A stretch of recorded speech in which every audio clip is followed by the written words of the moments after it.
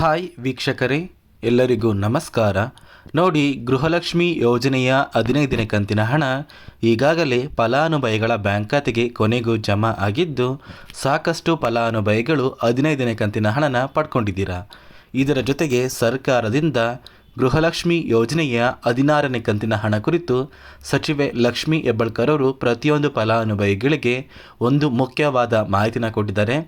ಮತ್ತು ನಾಳೆ ಶುಕ್ರವಾರ ಅಂದರೆ ಡಿಸೆಂಬರ್ 13ರಂದು ಕರ್ನಾಟಕದ ಯಾವ ಜಿಲ್ಲೆಗಳ ಫಲಾನುಭವಿಗಳ ಬ್ಯಾಂಕ್ ಖಾತೆಗೆ ಸರ್ಕಾರ ಗೃಹಲಕ್ಷ್ಮಿ ಯೋಜನೆಯ ಹಣನ ಜಮಾ ಮಾಡ್ತಾ ಇದೆ ಅಂದರೆ ಸುಮಾರು 27 ಜಿಲ್ಲೆಗಳ ಫಲಾನುಭವಿಗಳ ಬ್ಯಾಂಕ್ ಖಾತೆಗೆ ಹಣ ಬರ್ತಾ ಇದ್ದು, ಆ ಒಂದು ಜಿಲ್ಲೆಗಳ ಹೆಸರು ಏನು ಅಂತ ತಿಳ್ಕೊಳ್ಳೋಣ.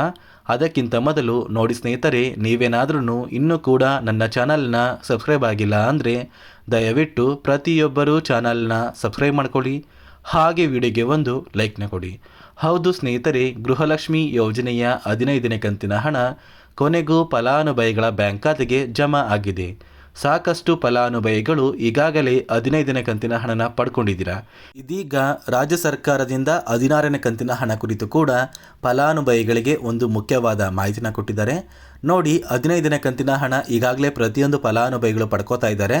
16ನೇ ಕಂತಿನ ಹಣ ಕೂಡ ಕೆಲವೇ ದಿನಗಳಲ್ಲಿ ನಿಮ್ಮ ಬ್ಯಾಂಕ್ ಖಾತೆಗೆ ಜಮಾ ಆಗ್ತಾ ಇದೆ. ನಾಳೆ ಶುಕ್ರವಾರ ಅಂದರೆ ಡಿಸೆಂಬರ್ 13ರಂದು ಕರ್ನಾಟಕದ 27 ಜಿಲ್ಲೆಗಳಿಗೆ ಹಣ ಜಮಾ ಆಗ್ತಾ ಇದೆ. ಹಾಗಾದರೆ ಆ ಒಂದು ಜಿಲ್ಲೆಗಳ ಹೆಸರು ಏನು ಅಂತ ತಿಳ್ಕೊಳ್ಳೋಣ.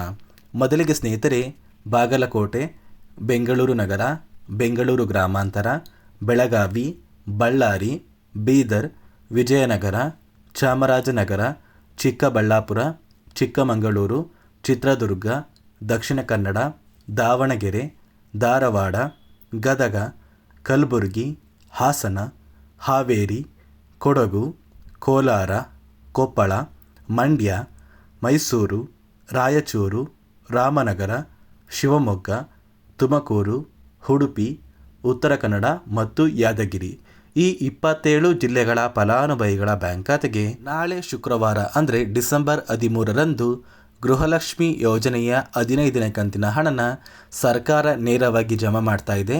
ಯಾರೆಲ್ಲ ಫಲಾನುಭವಿಗಳು ಇಲ್ಲಿಯವರೆಗೂ ಗೃಹಲಕ್ಷ್ಮಿ ಯೋಜನೆಯ ಒಟ್ಟು 14 ಕಂತಿನ ಹಣನ ಪಡ್ಕೊಂಡಿದ್ದೀರಾ, ಇಂತಹ ಪ್ರತಿಯೊಂದು ಫಲಾನುಭವಿಗಳ ಬ್ಯಾಂಕ್ ಖಾತೆಗೆ ನೇರವಾಗಿ ನಿಮ್ಮ ಬ್ಯಾಂಕ್ ಖಾತೆಗೆ 15ನೇ ಕಂತಿನ ಹಣನ ಜಮಾ ಮಾಡ್ತಾ ಇದ್ದಾರೆ. 16ನೇ ಕಂತಿನ ಹಣ ಕೂಡ ನಿಮ್ಮ ಬ್ಯಾಂಕ್ ಖಾತೆಗೆ ಡಿಸೆಂಬರ್ ತಿಂಗಳ ಅಂತ್ಯದಲ್ಲಿ ಪ್ರತಿಯೊಂದು ಫಲಾನುಭವಿಗಳ ಬ್ಯಾಂಕ್ ಖಾತೆಗೆ ಜಮಾ ಮಾಡ್ತಾ ಇದ್ದೀವಿ ಅಂತ ಲಕ್ಷ್ಮೀ ಹೆಬ್ಬಾಳ್ಕರ್ ಅವರು ಒಂದು ಮುಖ್ಯವಾದ ಮಾಹಿತಿನ ಕೊಟ್ಟಿದ್ದಾರೆ. ಈ ಬಾರಿ 15ನೇ ಕಂತಿನ ಹಣ ಸುಮಾರು 73,000 ಫಲಾನುಭವಿಗಳ ಬ್ಯಾಂಕ್ ಖಾತೆಗೆ ಜಮಾ ಆಗ್ತಾ ಇಲ್ಲ ಅಂತ ಸರ್ಕಾರದಿಂದ ಒಂದು ಆದೇಶನ ಕೊಟ್ಟಿದ್ದಾರೆ. ನೋಡಿ ಸ್ನೇಹಿತರೆ, ಈ 73,000 ಫಲಾನುಭವಿಗಳ ಬ್ಯಾಂಕ್ ಖಾತೆಗೆ ಯಾವ ಕಾರಣಕ್ಕೆ ಸರ್ಕಾರ ಗೃಹಲಕ್ಷ್ಮಿ ಯೋಜನೆಯ ಹಣ ಬರ್ತಾ ಇಲ್ಲ ಅಂತ ಹೇಳ್ತಾ ಇದ್ದಾರೆ ಅಂದರೆ, ಸರ್ಕಾರ ಇತ್ತೀಚೆಗೆ ಅಷ್ಟೇ ಗೃಹಲಕ್ಷ್ಮಿ ಯೋಜನೆಯಲ್ಲಿ 5 ಹೊಸ ನಿಯಮಗಳನ್ನ ಜಾರಿಗೆ ತಂದರು. ಈ 5 ನಿಯಮದ ಆಧಾರದ ಮೇಲೆ ಪ್ರತಿಯೊಂದು ಫಲಾನುಭವಿಗಳ ಬ್ಯಾಂಕ್ ಖಾತೆಗೆ ಸರ್ಕಾರ ಗೃಹಲಕ್ಷ್ಮಿ ಯೋಜನೆಯ 15ನೇ ಕಂತಿನ ಹಣನ ಜಮಾ ಮಾಡ್ತಾ ಇದೆ. ಹಾಗಾದರೆ ಬನ್ನಿ ಸ್ನೇಹಿತರೆ, ಆ 5 ನಿಯಮಗಳು ಏನು ಅಂತ ತಿಳ್ಕೊಳ್ಳೋಣ. ಮೊದಲಿಗೆ ಸ್ನೇಹಿತರೆ, ನೋಡಿ ವೀಕ್ಷಕರೇ, ಗೃಹಲಕ್ಷ್ಮಿ ಯೋಜನೆಯ ಪ್ರತಿಯೊಂದು ಫಲಾನುಭವಿಗಳು ಮತ್ತು ಮನೆಯ ಸದಸ್ಯರು, ಈ ಒಂದು ಸದಸ್ಯರಲ್ಲಿ ಯಾರೇ ಆಗಿದ್ರೂ ಕೂಡ ಸರ್ಕಾರಿ ನೌಕರರಾಗಿ ಕಾರ್ಯನಿರ್ವಹಿಸ್ತಾ ಇದ್ದರೆ ಇಂತಹ ಒಂದು ಕುಟುಂಬದ ಫಲಾನುಭವಿಗಳ ಬ್ಯಾಂಕ್ ಖಾತೆಗೆ ಸರ್ಕಾರ ಗೃಹಲಕ್ಷ್ಮಿ ಯೋಜನೆಯ 2,000 ಹಣ ಜಮಾ ಮಾಡ್ತಾ ಇಲ್ಲ. ಅಂದರೆ ನೀವು ಏನಾದ್ರೂ ಗೌರ್ನಮೆಂಟ್ ಜಾಬಲ್ಲಿ ಇದ್ದರೆ ಇಂತಹ ಕುಟುಂಬಕ್ಕೆ ಸರ್ಕಾರ ಗೃಹಲಕ್ಷ್ಮಿ ಯೋಜನೆಯ ಹಣನ ಸ್ಟಾಪ್ ಮಾಡ್ತಾ ಇದೆ. ಅದೇ ರೀತಿ ಎರಡನೆಯ ಒಂದು ನಿಯಮ ಬಂದು, ನೀವು ಹೊಂದಿರುವಂತಹ ಒಂದು ರೇಷನ್ ಕಾರ್ಡ್ ಇದೆಯಲ್ಲ, ಆ ಒಂದು ರೇಷನ್ ಕಾರ್ಡ್ಗೆ ನಿಮ್ಮ ಮನೆಯ ಪ್ರತಿಯೊಂದು ಸದಸ್ಯರ ಆಧಾರ್ ಕಾರ್ಡ್ನ ಕಡ್ಡಾಯವಾಗಿ ಲಿಂಕ್ ಮಾಡಿಸ್ಬೇಕು ಅಂತ ಸರ್ಕಾರ ಆದೇಶನ ಕೊಟ್ಟಿದ್ದು. ಆದರೆ ಸಾಕಷ್ಟು ಫಲಾನುಭವಿಗಳು ಇನ್ನೂ ಕೂಡ ಅವರ ಕುಟುಂಬದ ಸದಸ್ಯರ ಆಧಾರ್ ಕಾರ್ಡ್ನ ಲಿಂಕ್ ಮಾಡಿಸಿಲ್ಲ. ಅದೇ ಒಂದು ಕಾರಣಕ್ಕೆ ಸರ್ಕಾರ ಈ ಒಂದು ಫಲಾನುಭವಿಗಳ ಬ್ಯಾಂಕ್ ಖಾತೆಗೆ 2,000 ಹಣನ ಕ್ಯಾನ್ಸಲ್ ಮಾಡ್ತಾ ಇದೆ. ಮತ್ತು ಸ್ನೇಹಿತರೆ, ಮೂರನೆಯ ಒಂದು ನಿಯಮ ಬಂದು, ನೋಡಿ ವೀಕ್ಷಕರೇ, ನಿಮ್ಮ ಕುಟುಂಬದಲ್ಲಿ ಅಥವಾ ನೀವು ಸರ್ಕಾರಕ್ಕೆ ಯಾವುದೇ ರೀತಿಯ ಒಂದು ತೆರಿಗೆನ ಕಟ್ತಾ ಇದ್ದರೆ ನಿಮ್ಮ ಬ್ಯಾಂಕ್ ಖಾತೆಗೆ ಗೃಹಲಕ್ಷ್ಮಿ ಯೋಜನೆಯ 2,000 ಹಣ ಜಮಾ ಆಗೋದಿಲ್ಲ. ಯಾರೆಲ್ಲ ಸರ್ಕಾರಕ್ಕೆ ತೆರಿಗೆನ ಕಟ್ತಾ ಇದ್ದೀರಾ, ಇಂತಹ ಒಂದು ಫಲಾನುಭವಿಗಳ ಒಂದು ಹೆಸರನ್ನ ಗೃಹಲಕ್ಷ್ಮಿ ಯೋಜನೆಯ ಅರ್ಹರ ಪಟ್ಟಿಯಿಂದ ಸರ್ಕಾರ ಡಿಲೀಟ್ ಮಾಡಿದ್ದಾರೆ.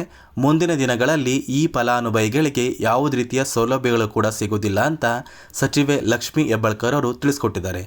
ಅದೇ ರೀತಿ ನಾಲ್ಕನೆಯ ಒಂದು ನಿಯಮ ಬಂದು ನೋಡಿ ವೀಕ್ಷಕರೇ, ನಿಮ್ಮ ಕುಟುಂಬದ ಒಟ್ಟು ವಾರ್ಷಿಕ ಆದಾಯ 7 ಲಕ್ಷಕ್ಕಿಂತ ಕಡಿಮೆ ಇರಬೇಕು.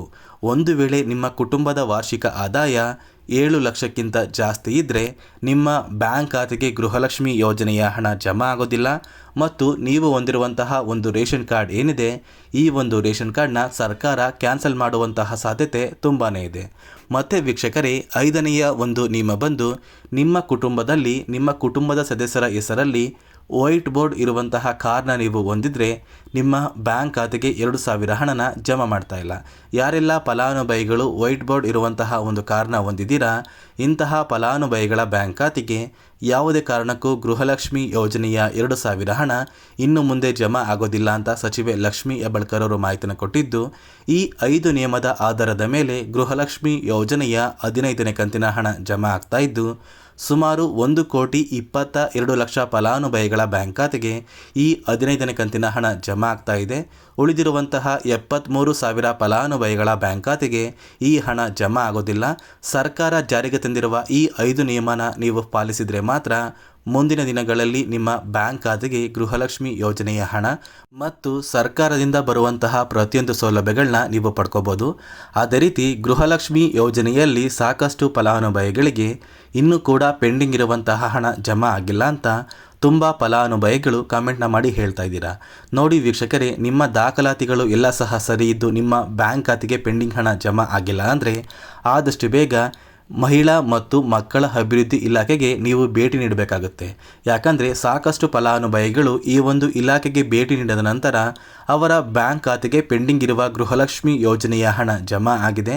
ಅದೇ ಒಂದು ಕಾರಣಕ್ಕೆ ಸಾಕಷ್ಟು ಫಲಾನುಭವಿಗಳು ಪೆಂಡಿಂಗ್ ಹಣ ಬಂದಿಲ್ಲ ಅಂತ ಹೇಳ್ತಾ ಇದ್ದೀರಲ್ಲ, ಆದಷ್ಟು ಬೇಗ ನಿಮ್ಮ ಊರಿಗೆ ಹತ್ತಿರವಿರುವ ಮಹಿಳಾ ಮತ್ತು ಮಕ್ಕಳ ಅಭಿವೃದ್ಧಿ ಇಲಾಖೆಗೆ ಭೇಟಿ ನೀಡಿ ಗೃಹಲಕ್ಷ್ಮಿ ಯೋಜನೆಯ ಹಣನ ಪಡ್ಕೊಳ್ಳಿ. ಅದೇ ರೀತಿ ನಿಮ್ಮ ಬ್ಯಾಂಕ್ ಖಾತೆಗೆ ನಾಳೆ ಶುಕ್ರವಾರ ಅಂದರೆ ಡಿಸೆಂಬರ್ 13ರಂದು 27 ಜಿಲ್ಲೆಗಳಿಗೆ ಸರ್ಕಾರ ಗೃಹಲಕ್ಷ್ಮಿ ಯೋಜನೆಯ 15ನೇ ಕಂತಿನ ಹಣನ ಜಮಾ ಮಾಡ್ತಾ ಇದ್ದು, ಪ್ರತಿಯೊಂದು ಫಲಾನುಭವಿಗಳು ಕೆಲವೇ ದಿನಗಳಲ್ಲಿ ಈ 15ನೇ ಕಂತಿನ ಹಣನ ಪಡ್ಕೋತೀರಾ ಅಂತ ಹೇಳ್ತಾ, ಇದಿಷ್ಟು ಗೃಹಲಕ್ಷ್ಮಿ ಯೋಜನೆ ಕುರಿತು ಸರ್ಕಾರದಿಂದ ಬಂದಿರುವಂತಹ ಒಂದು ಮಾಹಿತಿಯಾಗಿದೆ. ದಯವಿಟ್ಟು ನನ್ನ ಚಾನಲ್ನ ಸಬ್ಸ್ಕ್ರೈಬ್ ಮಾಡ್ಕೊಳ್ಳಿ, ಹಾಗೆ ವಿಡಿಯೋಗೆ ಒಂದು ಲೈಕ್ನ ಕೊಡಿ.